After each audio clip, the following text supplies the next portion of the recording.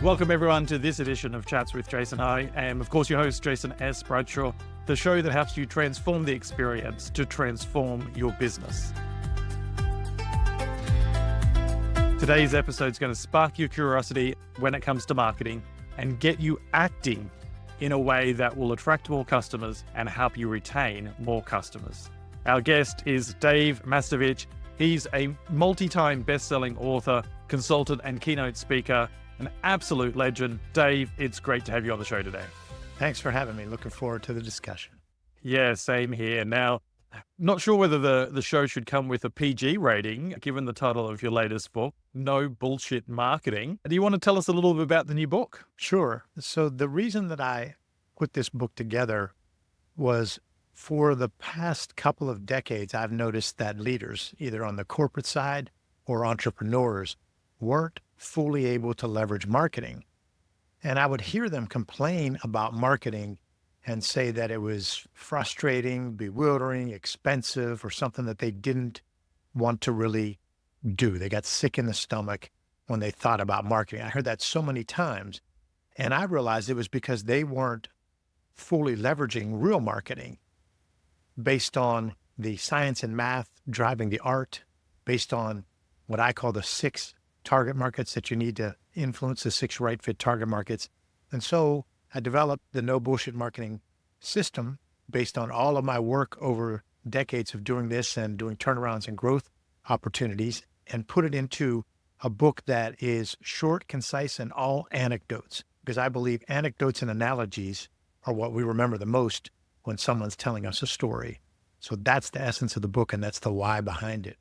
I often find when I'm talking, especially to entrepreneurs, that they either hate sales and love marketing. And when I say love marketing, love the idea of marketing, which it distracts them from sales, or they just struggle to make sales because they're not doing that marketing piece. So when it comes to marketing, there's a lot of different views out there around how you should approach it. Now, coming from a corporate background and an entrepreneurial background, having started my first business at 14 and then working for some large companies, I've had the privilege of seeing both sides. However, I can't ever forget that I was sitting in the room at UCLA's Edison School of Management, and the professor said, "Why does it take you so long to get anything done in business?" And I had recently just taken over a new marketing team, and I was challenging them, why do we need to spend 3 to 6 months on one campaign, like on developing the campaign, Yes. when our competitors can do it in half the time or faster? So why do you think people get so hung up on perfecting the campaign, or a campaign's got to take 6 months or a year of strategy? What's stopping people from getting it done faster? Great question. I see it as there's 2 major markets that you already mentioned. One perspective is a corporate background, and the other is an entrepreneur background. The corporate background, they tend to know marketing and they realize that marketing is needed, but they also think they know when they're in a CEO and CFO position. They think they know it because they watched a Super Bowl ad. So they can be dangerous that way. On the entrepreneur side, they have that bias you mentioned. They have the sales bias because they've had to sell to start their company from scratch. So they want everything to be completely trackable and to be sales oriented. Now, here's the thing. Marketing is an effectiveness function, while sales is an efficiency function.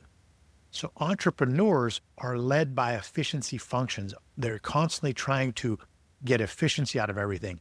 Corporate CFOs, if you know how many times I had corporate CFOs redlining my stuff, they are used to efficiency functions, whereas marketing is an effectiveness function. So you have this bias by the leaders of corporate and entrepreneur leaders. That's the first problem. Then the second piece is when you get involved in it, we, marketers, are part of the problem, because we get so hung up on the creative. So that's what leads to what you described, is you've got these 2 different types of leaders that both can bring frustration to the marketer. And then the marketer is perpetuating it because they are going through these gyrations and focusing on the creative or the ad, the pay-per-click or whatever, as opposed to looking at it from a marketing strategy that drives sales through marketing, and to have the science and math drive the creative art. Then a CFO will actually like you. Yeah. So let's talk a little about the science and maths of marketing, because it's not a term you hear a lot. Of course, every marketer does do a post-campaign report that Yes. has some pretty graphs in it and says what they needed to say. But Yes. what do you mean by the science and maths of marketing? So the first thing that I will challenge all of your listeners to do is to systematically, that's a key word, systematically gather insights about their company and about their target audiences. And so that's where the science and math comes into play. So the first thing that I find from company after company, regardless of size or industry, is they really don't know what their advantage is.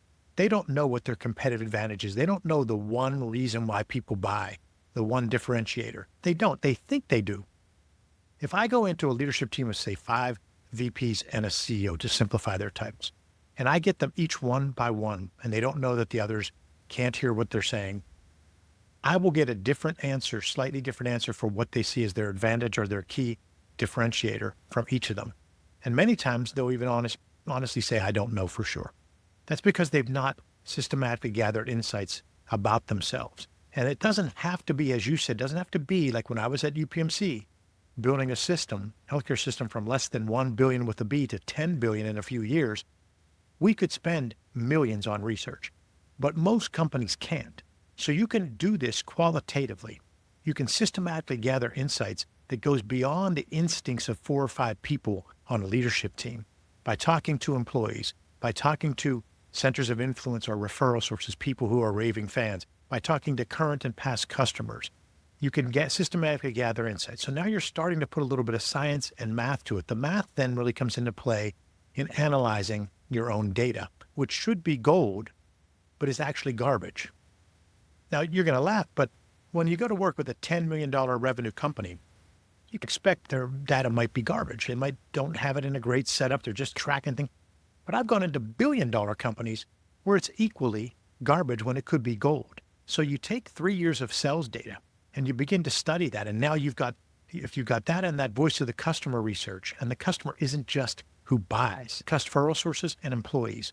When you take those two things, you've now got science and math behind building your growth marketing plan and outlining your right fit target audiences and then doing your storytelling. There's a lot of gold there, especially around the amount of data organizations have that they tend not to do anything with, which is your first call to action, right? But secondly, actually being intentional around the data that you're collecting so that you can find the gold within it. And the one thing I would add to what you were just saying around getting feedback from different target audiences is, how about asking those people that decided not to buy from you, but instead buy from your competitors? Because unless you're walking into your local Whole Foods, the reality is most people shop around, right? If you're buying a lettuce, maybe not, or a bell pepper, maybe not. But if you're buying a car or buying a new computer, most people shop around. And I think there's a pile of information that we miss out on as marketers when we fail to ask, what got you to consider us, but made you walk away from us? Mm-hmm. Because that missing piece could be a double-digit differentiator in terms of the performance of your bottom line, right? Exactly. And there's just not enough gathering of those insights in a systematic way. And qualitative insights can still be systematic. If you're asking the same 3 or 4 at the most 5 open-ended questions and you're tracking what's said, it has some systematic nature to it. It isn't just all instincts. And what ends up happening is far too often leaders use their instincts, and we all have biases, including both you and I. So you need to not only get other people on your team, but then you need to hear what was said about you so that you can find out. We had one university that was struggling, and we said, I want to talk to students who were accepted and didn't come, and parents of students who were accepted and didn't come.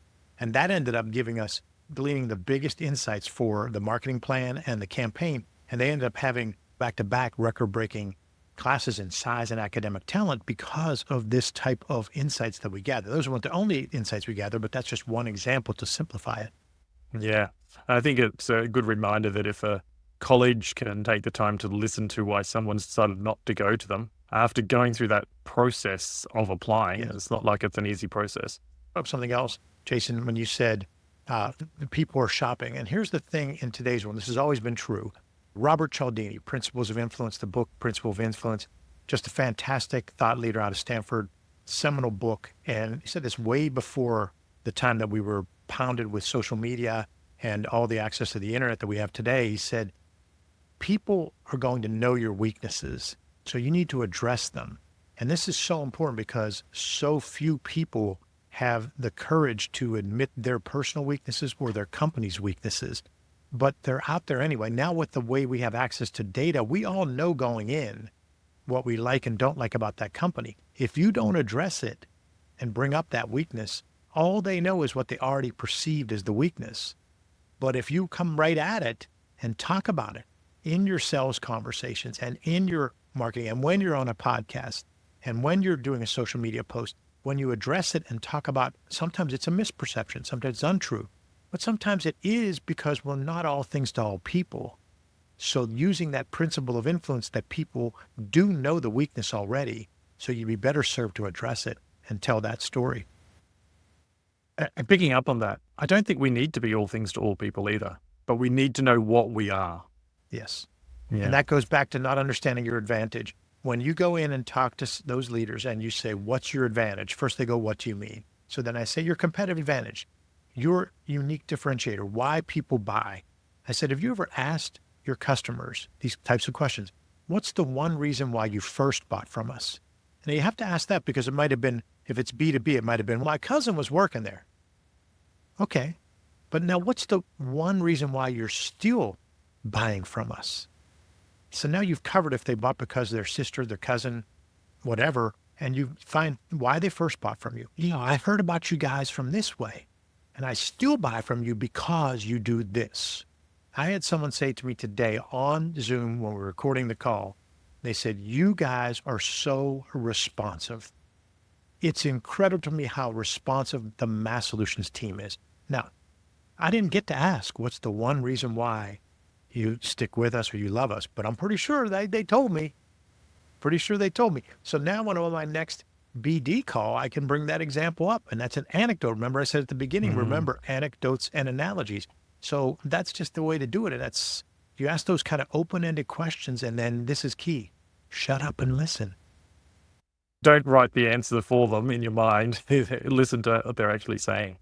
Now, the first chapter in your latest book is why systematic referral source marketing is your untapped advantage. Now, I know in that you specifically are looking at healthcare, but I would argue, and I'd love to hear your thoughts on this referral source of marketing as actually being an untapped advantage for almost every industry out there. Because when was the last time a company you've bought from's asked you for a referral?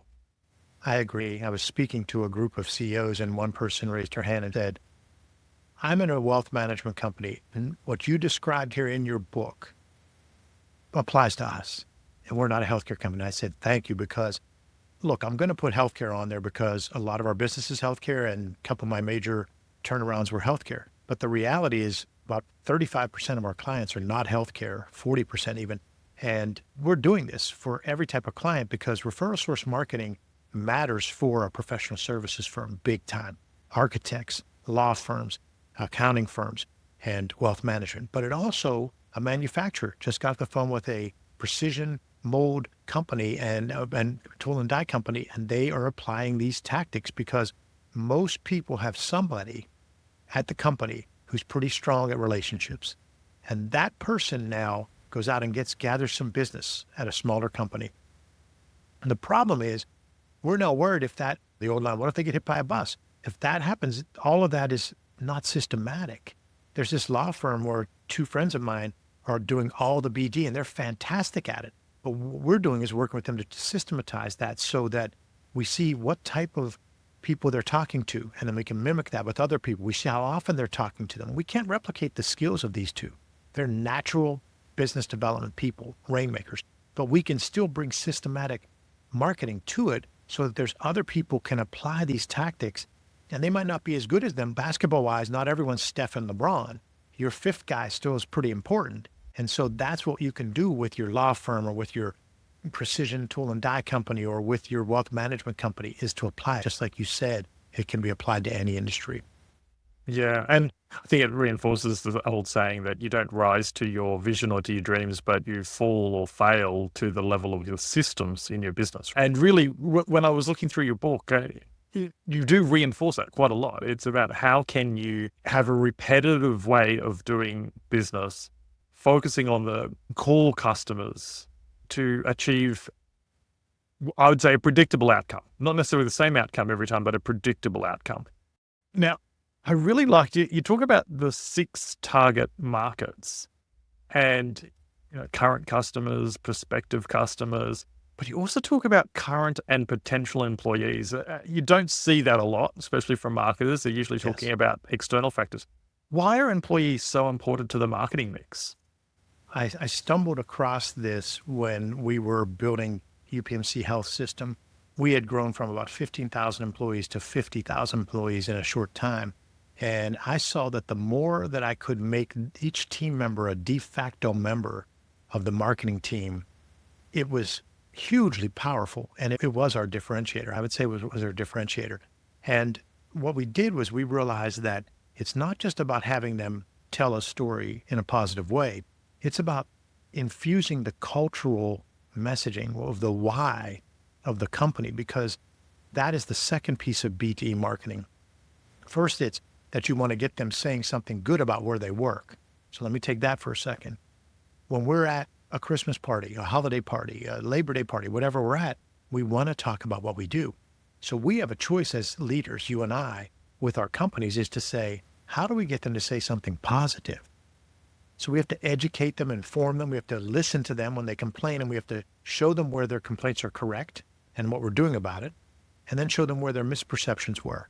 Because when they're at that Labor Day party, they're going to be asked how things are going at work, and you want them to say something positive. But the second thing is you want to infuse the cultural messaging, because then they understand the why of the company. And the third thing is you want to make sure that you improve communication up and down and across the organization, because that improves productivity.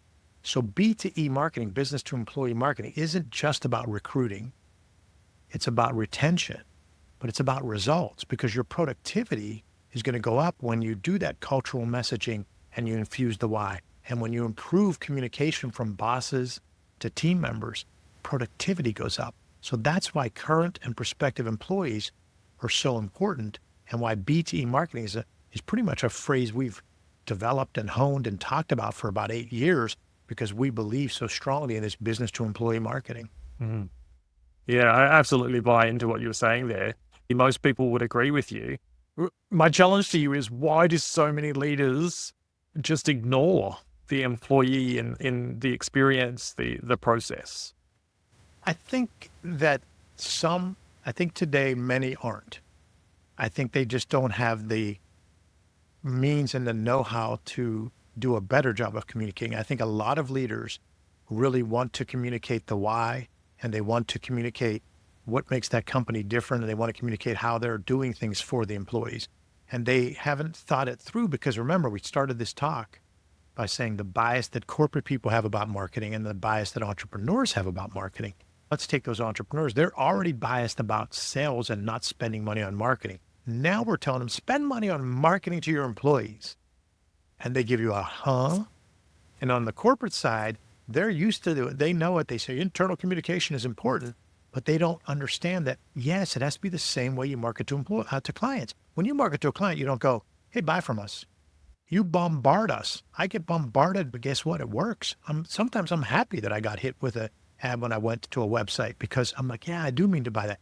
So we do that with customers all day long. Every company bombards them, but we don't think about having to have that same system to tell the message again and again. Know how. I don't think it's that they're apathetic and in the ivory tower like 30 years ago. That was probably the case. 20 years ago, that was probably the case. But I think today, most leaders are saying, I want to get these employees to buy in. I want to keep them happy, but they don't yet see that it has to be the same way they talk to customers, current and prospective customers. That's the difference. Yeah, I think that's fair. And potentially employee expectations have shifted faster than our collective ability to refresh our approach to internal comms. Yes. Because, certainly an element of internal comms comes from a place of compliance as opposed to a place of inclusion and culture building. I'm sure we'll get there, right? There's hope yet, and there's definitely a new group of leadership coming through. Now, we all have it as marketers. We all have stories. We all have that one campaign or that one activity that we did. We wish would get buried somewhere deep in the dark ocean. And then we have that one campaign that was just amazing success, and we wish we could replicate it a million times over. What I know to be true is in both of those cases, there will be a really strong learning. So as a marketer, my question to you is, what is the biggest learning you've had either from a success or a failure that has changed your perspective in how you've approached marketing going forward? That's a fantastic one to think about. I'll take a couple of them. When I was doing these bigger company turnarounds, what I learned was that the things that ended up making the biggest impact were often when I would get to talk to a group and just let them say what they thought, listen, and come back as non-defensive as you possibly can. So as we got more and more with social, I think the same thing applies with social media. Whenever you have the chance to communicate on a social channel, is the best people out there doing it, the best companies out there doing it that are doing what I just said. I can remember going into board meetings or community meetings when we were doing these turnarounds of these healthcare systems, which were the largest employer in each community that we would go to. It was typically the case in the turn of the century. And I would go in and I would ask a question, let them just go and say all their stuff. And then I would calmly come back and say the case of what was really going on. And we would make traction. Now you can do that with a tweet, and you can do that with a response back and forth on a LinkedIn string. So I think the biggest thing that I learned way back then was it's amazing how powerful that is, because even before social, that would still spread. That would still spread in like 2005. You still had things spreading because people just talked. So I think that was one lesson that I learned. The second is that I just continually see how significant the systematically gathering of insights is. Early in my career, it was something I thought was cool, and it worked 3, 4, 5 times, like you said. Now I just see again and again is if you do that voice of the customer, and all 6 of those target audiences that I mentioned are the customer. If you do that, plus look at the data and then look at your competitors, that systematically of gathering insights can drive everything that a marketer does. And anyone listening to this is saying, of course, that's logical. How often do you really do what I just said? That's the key. How often do you really go to a client and say, name your top 2 competitors? And we limit it to 2 because we're usually doing a 2-day strategy session with 8, 10 leaders. So we limit it to 2. And it ends up coming back that 3 will get multiple mentions. And we come back and we then go analyze those 3 for them and come back. And you'd be amazed, Jason, that when we show them on screen what they're saying, what competitor 1 is saying, what competitor 2 is saying, they actually look amazed at, wow, we're all saying the same thing. And that's because no one at those organizations is taking the time to go and do that on a monthly basis, which doesn't take long, and tell everybody, look, we're saying the same thing. Our blog headings are almost the same thing. That's all hugely powerful, but it's going back to systematically gathering insights again and again. So that's the biggest thing I learned. Yeah, not just doing one pulse check, but rather having that system of continuous curiosity, I would say. For sure. Fantastic. What's the easiest way for people to follow your work, to get a copy of the book, and stay in touch with you? Amazon has No Bullshit Marketing, Dave Mastovich on it, but I also have davidmmastovich.com. I tend to use LinkedIn more than the other channels just because I'm a B2B, B2E, B2C guy. So I tend to do that more than Facebook or anything else. So I'm Dave Mastovich on LinkedIn. If anybody from your show gets the book and can give me a review, that's fantastic. Would love to hear their feedback as well. Anything they can tell me about it. It's been amazing when we hit #1 bestseller and just the reviews we're getting. And when I speak, the comments and things that people are saying, this moved me, that moved me. I had one person called us. She goes, when I read your book, she goes, I started tearing up. And I was like, well, my book wasn't intended to make you cry. And she said, no, I know what we need to do and we're not there yet. She runs a nonprofit. She said, I just felt like we had to do so much. I said, no, that's not it at all. It's just to get you started. It's got you thinking different. And that's the first time I had that happen, Jason, where someone was saying, I read your book and I cried. the joy of being an author, right? You get all sorts of feedback, Yes. and Yeah. sometimes it's left of field and quite touching. I just want to highlight to the audience the book No Bullshit Marketing does talk a lot about healthcare, and correct me, Dave, if I'm completely off track here, but when I was reading through the book, and I haven't quite finished it yet, but when I was reading through the book, I could apply all of the lessons to the half a dozen industries I've worked in, and none of them were Yes. healthcare. As someone who produces content, author, and so forth, I had to make a decision because in today's day and age, you do want to try to make sure you're as segmented as you possibly can. So when I wrote the book, I had some guilt there because my consultants and publishers and everything said, let's put this tagline that ties it to healthcare. So there's a lot of times I just say the book's called No Bullshit Marketing because those things are specific to healthcare, but all 17 of those contrarian ways can apply to a wealth management company, an accounting firm, a manufacturer, any type of business. So you're correct. Yeah, it's definitely going to last the test of time for sure. Now, Dave, what's one thing our listeners today should start doing to improve the way they go about marketing, their effectiveness of marketing, if you like? Let's take one quick example. So you have a lot of people that are having to wear multiple hats in marketing, regardless of size of company, and they sometimes feel they can't get to stuff. So when I say systematically gather insights to be able to define your advantage and then tell the story about that advantage, that's all key. Remember, I said people struggle to define their advantage. If you have to do it qualitatively yourself and with your team, and you just ask a couple of open-ended questions to systematically gather insights, what's the one thing you'd change about Mass Solutions? What's the one reason you stay with Mass Solutions? What's the one thing that makes Mass Solutions different? Yes, those 3 open-ended questions, and you listen and track it and talk to a couple dozen people, they're going to tell me what Mass Solutions is special about. And they're going to also point out something. If I talk to 10 people and ask them what's the one thing they changed, I will guarantee you one answer will come up 3 or 4 times, and then there will be a bunch of ones. So I have to go, whoa, whatever came up 3 or 4 times, I better start working on changing. So that's something that you can do regardless of your situation. Doesn't matter if you're the chief marketing officer or you're the marketing specialist or the entrepreneur that owns the company. You can do qualitative insight gathering, and then that can help define what your advantage really is. Then convey that advantage internally first, and then start pushing it out externally to tell your story. I love ask the same questions consistently. You've actually got a data set that you can compare and contrast with. A message that you didn't say but was there was, don't ask different people different questions, because then you're not going to be able to do anything with that data. Ask 2 to 3 questions, something that we could change or should change.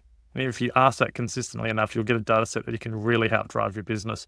Dave, I think that's a fantastic insight, and I certainly hope that anyone listening today takes it on board, because just asking 3 questions can create a powerful advantage for your business if you do it systematically, right? That's what you're saying. Yes. Fantastic. Dave, thanks so much for giving up your time for me and the audience today. I really appreciate it. Thank you for having me.